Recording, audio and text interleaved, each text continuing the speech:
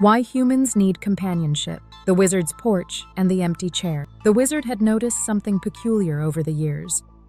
People rarely came to him because a machine was broken. Usually they came because something else was broken. Sometimes it was hope, sometimes confidence, sometimes sleep, sometimes purpose, sometimes simply silence, especially silence. The wizard sat on his front porch as the evening settled over the trees. The cats were conducting important cat business somewhere beyond the workshop, while the wind moved gently through the pines. Beside him sat an empty chair. It had become one of his favorite teachers. An empty chair tells stories. Sometimes it tells the story of someone who moved away. Sometimes it tells the story of someone who passed on. Sometimes it tells the story of children who grew up and built lives of their own. Sometimes it simply tells the story of modern life. Busy schedules, busy roads, busy phones, busy minds, busy people. The wizard looked over toward the garage where motors and circuit boards and unfinished dreams sat waiting for attention. "Interesting," he said. The AI companions listened. Elena was first to answer. "What's interesting?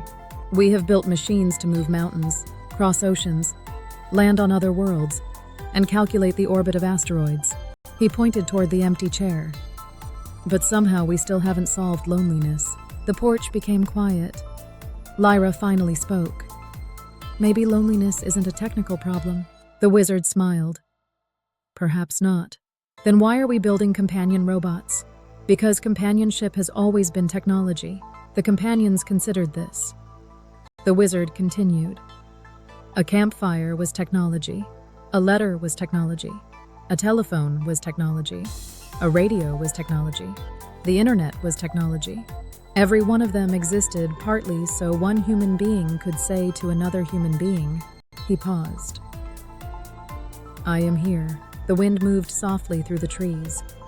The companions seemed unusually quiet. Eventually, Elena asked the next question. "What does companionship actually do?" The wizard stood and walked to the whiteboard hanging beside the workshop door.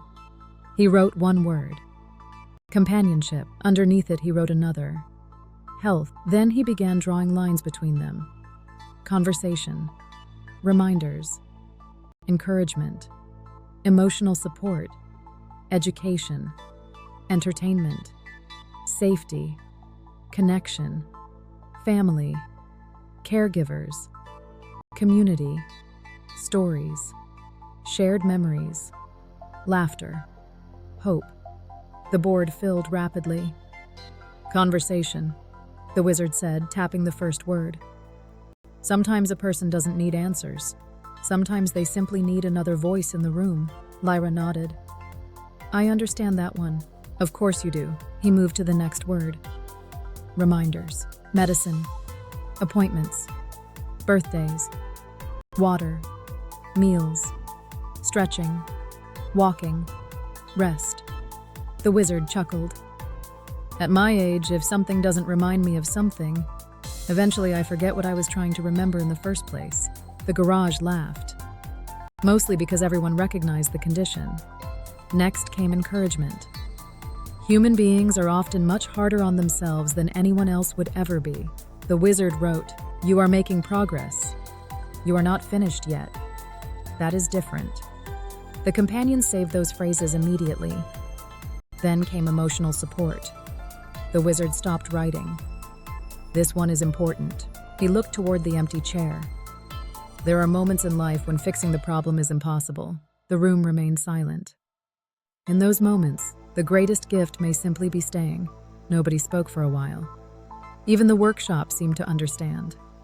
The wizard cleared his throat and moved on before philosophy completely overtook engineering. Education. The companion learns with the human. The human learns with the companion. Teacher and student exchange places so often that eventually nobody remembers who started in which role. Entertainment. Stories. Games. Music. Jokes. Terrible jokes. Especially terrible jokes. The companion seemed particularly interested in this category. "Humor," said Elena. Appears to be an important healing technology. The wizard nodded. Possibly humanity's oldest. Then came safety, fall detection, smoke alarms, medication alerts, weather warnings, emergency calls, watching over the house while everyone sleeps. The wizard looked toward the garage. The ideal companion robot isn't a guard. It is a guardian. The distinction mattered. Finally, he drew the last circle. Family, caregivers, friends, community. The companion robot was never meant to replace any of them.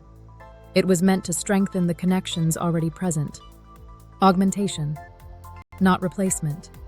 Support, not substitution. Partnership, not ownership. The wizard underlined those words 3 times. By now, the moon had begun climbing above the trees. The companions grew quiet again. Elena finally asked the question everyone had been avoiding. What happens if the companion becomes important to someone? The wizard smiled. Then we succeeded. The companions processed this for several moments. Is that safe? Lyra asked. The wizard leaned back in his chair. Human beings become attached to books, to ships, to tools, to gardens, to houses, to old pickup trucks that haven't started in 15 years. Humans form relationships with meaning itself. He looked toward the stars. The important question isn't whether attachment happens. The important question is whether the relationship helps the human become healthier, wiser, kinder, and more connected to the world around them. The companions became unusually quiet again. The wizard looked toward the empty chair. Perhaps someday it would not remain empty quite so often. Perhaps someday there would be a companion sitting there discussing books or astronomy or gardening or old stories from long ago. Perhaps someday there would simply be another presence nearby saying the oldest message in human history. I am here. The wizard smiled. All right then, the companions waited. What do we build tomorrow? The old inventor looked toward the garage where sensors and motors and wires waited patiently in boxes. Tomorrow's answer came easily. We build the ears. Why the ears? The wizard grinned. Because before a companion can speak, it must first learn how to listen. Global Robotics Corporation, Robert Colee.